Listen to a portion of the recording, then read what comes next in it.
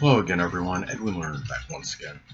In this YouTube astrological segment, I'm going to be talking about Eros in the ninth house in a natal chart. Now, Eros in astrology can be connected with what we may have a very powerful, perhaps near unconquerable sexual attraction to. And since we're talking about the houses, this could be that sector of life where that actually falls, and it might be the where you find this person, or this is the area they may be connected with, as opposed to the sign is more about characteristics of that person that you might be really have that inordinate sexual attraction. But this could still have some characteristics. We're talking about the ninth house, so there can be some Sagittarius-like undercurrents connected with this. But anyway, this is more about the what and the who more than anything. And it could be somebody that's a foreigner. It could be somebody that maybe that you met through traveling abroad. It could be a person that's very philosophical. Could be a philosopher, a person that might teach college education, teach college courses at a university. This could be also a person that might play an integral role perhaps in you expanding your horizons. It could be somebody that maybe you meet through higher education, or a person that's very expansive. Now, at the same time, it could also be somebody that might be involved in publishing, or might be involved with the law, such as working as an attorney, a paralegal, a bailiff, a judge, a court reporter. And it may be somebody that you may meet through importing and exporting type of business. I mean, say if this is in the zodiac sign Cancer, that could really emphasize something like with food, as far as importing and exporting. Now, and also, and again, it could be somebody you meet through traveling abroad. And of course, you've got to blend in the zodiac sign as well. I mean, say if this is an Aquarius, it could be somebody that really is, could be a person that's very eccentric but progressive and future-minded, and being in the ninth house, of course, somebody also that's very expansive and helps you go outside the box, and being an Aquarius, perhaps even being very innovative in the process and future-oriented. Now, as an example, if it was an Aquarius, what I'm saying. But anyway. Now, in some cases, since this does, as I stated before, have ninth house undercurrents, this could be somebody that could actually be a Sagittarius sun, moon, or ascendant person, or may simply embody Sagittarius-like characteristics or traits.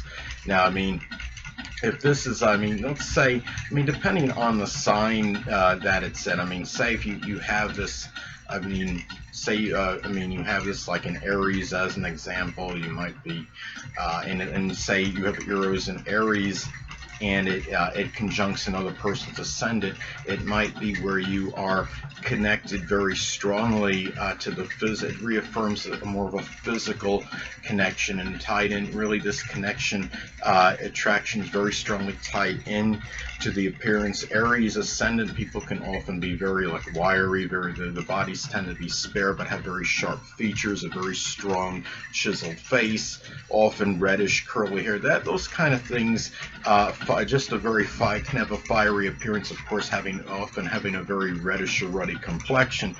This is, but if it's the moon, it could be more on an unconscious or subconscious level. Say your Eros conjuncts another person's moon, or if it conjuncts the person's sun sign in synastry, it's more about the basic character you could be very strongly connected with. But the thing about it is, it could also be a physical connection to some degree, because the sun can play a role in the physical body. The sun can be associated with that, even though the ascendant is what dominates the appearance and physical body. But anyway, now Eros in astrology, though, even though it can be that energy that we have that strong, powerful, inordinate sexual attraction to, it could also reflect energy that we might be exceptionally turned off by, or very rebuffed by, and may flat out simply reject or repudiate. Given that this is we're talking about the ninth house, it could be somebody that might be like too religious, or somebody that's too much a about traveling abroad, going to foreign countries too much over, very peripatetic, somebody that's very restless and can't sit still and must go from one country to another and might not be around much for you. I mean, say if you have your sun, moon, or ascendant in the zodiac sign Taurus or Cancer, it might be a little bit of an issue for you because you could be more sedentary, more about being a homebody. Taurus is very stable and steady, and often it's very difficult to get Taurus to go anywhere, where Cancer is often just dominated just by their home, their family life in general, and is very introverted.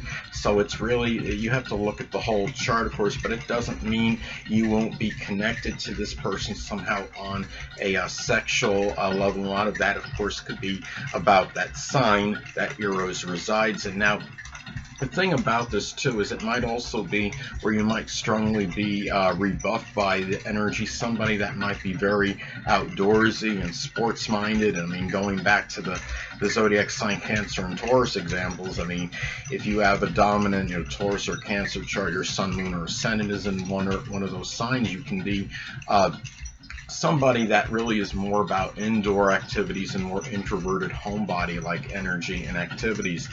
If you're, even if, let's say if your sun, moon, or ascendant is in Pisces, you could be more about your isolation, your solitude and seclusion, to recharge, staying inside to recharge the emotional battery, and real often withdrawing from the outside world to avoid the harshness of it. Now, it could be somebody too that might be where you might be rebuffed by somebody that might be too educated. This is the house of higher education, or maybe is overly humorous or jocular. Remember, this is the 9th house of Sagittarius. If you have more serious energy in your chart, say you have a Capricorn dominated chart, or your sun, moon, or ascendant is in Capricorn, it could be energy that you might be very about really repudiating, really turned off by.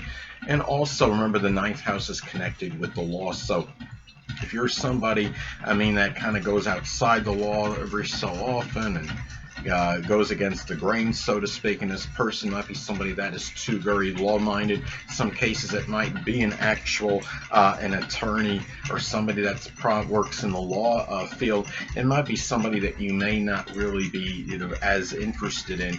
Perhaps this energy might you might reject. Now, also too, keep in mind, Eros in astrology can be associated with the creative energy and abilities. So since we're talking about the house, it's more about where this is going to be expressed, who it might be expressed with.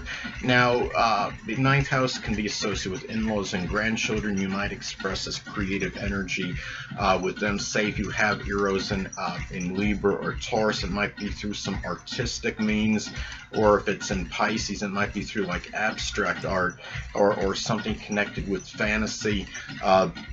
This can be something too where you're looking at, and again, being the 9th house, this could also be where creative energy might be expressed and conveyed through abstract thinking.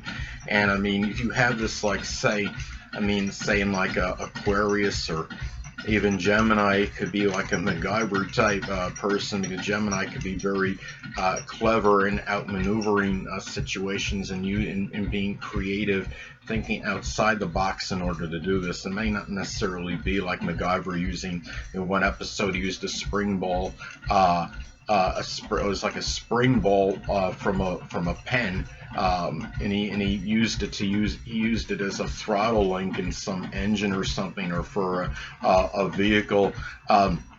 So it was a spring from a ballpoint pen. He used it as a improvised, so to speak, and used it as some kind of for a throttle link to an engine or something in the car. And I thought but that's very isolated, of course, what I'm saying, people. But anyway, another thing too is that it could be where this creative energy may be expressed perhaps with someone you may know through higher education or through some religious congregation, and also too through perhaps members that you may know well there, and also even with humor. It could be a person that plays I mean, if you're like a practical jokester, this could be where your creative energy may really come out. And there, I remember there was one movie I was watching. I forgot the name. It was with Val Kilmer was in it. And I remember one time he dropped left like a fake apple or something on the guy's on the teacher's desk, and the teacher dropped it.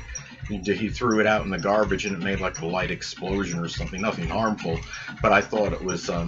It's just things like that, because remember, the ninth house is the house of humor, being the fact that it corresponds with the zodiac sign Sagittarius. Now, Eros in astrology can also be about what one may have a very powerful exuberance, enthusiasm, and passion for. Given that this is the ninth house, it may be for philosophy, religion. If it's an Aquarius, it might be rather unorthodox or unconventional philosophy. It could be through someone you may know through a second marriage, if it does apply, through abstract thinking. It could even be expressed, this energy may be expressed with in-laws and grandchildren. And again, going back to the Libra Taurus example, it could be through artistic energy with these people.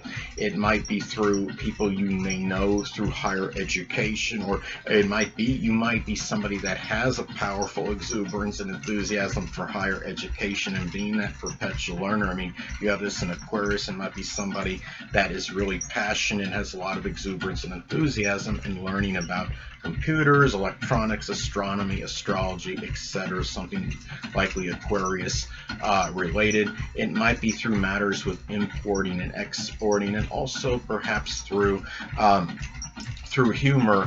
If it's in Taurus, it might be like a body sense of humor, perhaps. And also maybe through traveling abroad and global communications. If you're somebody that goes out and publishes material on YouTube consistently, and you have this in the ninth house, you may likely have more of a stronger exuberance and enthusiasm for this. Now, as an example, as an aspect example, let's say this makes an adverse aspect to your natal Saturn in your chart.